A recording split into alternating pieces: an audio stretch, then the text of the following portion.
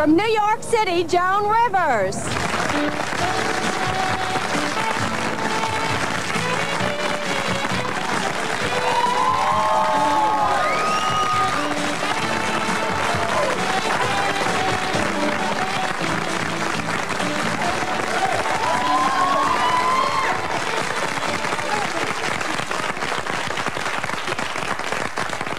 I almost tripped on one of my cables. I could have sued myself. Anyhow, coming up, and I'd win. Coming up direct from New York City, she began her career at 14 singing in malls, and now she's all grown up. And at 19, she shows no sign of stopping, except she's out of those malls. Who are we talking about? Tiffany!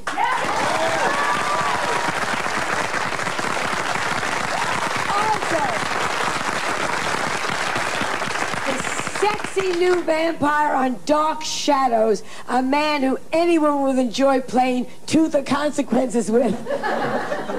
It's Friday. Actor Ben Cross.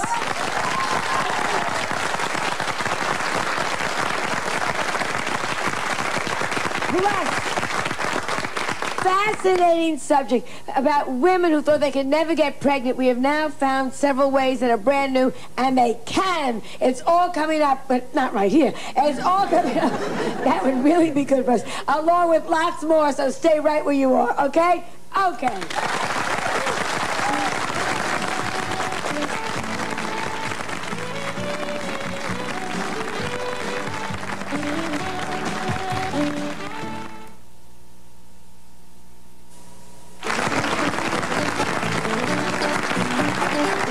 1,000 and thousands of years, there was only one way to make a baby, and it either worked or it didn't work. And if it didn't, that's it. You just didn't do that much about it. Well, all this has changed, and according to my next guest, it is now possible for almost anybody to have their own genetic baby. In his new book called How to Get Pregnant with the New Technology, he tells us what works and what doesn't work. Please welcome Dr. Sherman Silber. And nice to have you on the show. Thank you. What? So many, I don't know what it is that so many couples say that just can't seem to get pregnant. Is it because they talk about it more? Or no, we really have an infertility epidemic. Yes. It really, if you're in your mid-30s and suddenly you finally finished your career plan so that you're where you want to be and now you want to have a child, at that age there's a 25% chance you won't be able to have a child. 25%. So it's not just my imagination.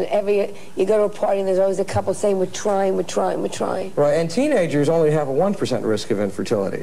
So from age 16 to age 35, there's a 25-fold decline in your fertility. That's the tragedy. They're talking about women now? Well, it's mostly women-related. Men undergo a slight decrease in sperm count, but it doesn't really affect the pregnancy rate. Now let's get right to it, and then we'll double back. Right. You say there's new technology that's going to change everything we've been doing up to now. What is the new technology? New technology is actually a matter of getting the eggs through a needle so that it really is painless, without surgery, right from the wife, getting the eggs, getting the sperm, washing the eggs and the sperm with laboratory culture media. It sounds very high-tech, but actually the methods are very simple. And then the sperm and the eggs can be fertilized in a test tube in an incubator and placed back in the wife, or you don't even have to fertilize them first. If she has good fallopian tubes, you can just take the washed sperm and the washed eggs, put them right in the fallopian tube, and the chance of her getting pregnant just with that one procedure can be as high as 40 to 60% per attempt, even in couples that have been trying for 10 years unsuccessfully to get pregnant naturally. So if this method is known, this is not like the first time that anyone's ever mentioned this method. Right. Why aren't all these couples doing this? Why aren't all the doctors saying, let's do this? Well, you know, the problem is that typically a couple will go to a gynecologist and go through years of conventional treatment. Now, conventional treatment can mean a laparoscopy, looking inside the abdomen. It can mean surgery for endometriosis. It can mean the wife going on Clomid for years, or the husband having a varicocelectomy, an operation to tie off a all kinds of conventional methodologies that really have a very low effectiveness rate. Then why are doctors continuing to prescribe this? This is exactly what's going on. I've heard all these terms used by my friends. Right, these are the old-fashioned approaches that everybody's using. The new technology, which began in 1978 with Steptoe and Edwards and the first test tube baby, at one time had a very low success rate. And since around 1986, it has been simplified and refined to the point where if you're willing to persist, almost everybody gets pregnant eventually. It may be anywhere from a 15% to a 60% pregnancy rate per cycle. But if you're willing to just come back and do it again, sooner or later, most couples, or almost all couples, will be able to get pregnant. Now, aren't there 3 new ways? You just mentioned that was in vitro was the first. Yeah, these are all variations of the same thing. The same thing. Yeah, in vitro means you take the sperm and the eggs. And they do it outside. Outside, in a test tube, and then you put that embryo 2 days later into the woman's uterus. Right. No surgery. Then there's one called ZIFT, Z-I-F-T? Right. ZIFT means the same as in vitro, except instead of putting the embryo in the uterus, you put it in her fallopian tube. Right. Now that's more natural. It involves a minor operation, but the pregnancy rate is about 3 times higher per attempt. So why doesn't we just, and the third is GIFT. GIFT. And GIFT is really the easiest, and GIFT means you don't even bother fertilizing it outside of the body. You take the sperm and the eggs, you put them in the fallopian tube, and the pregnancy rate with GIFT is just as high as it is with ZIFT. So then why isn't everyone doing GIFT and ZIFT?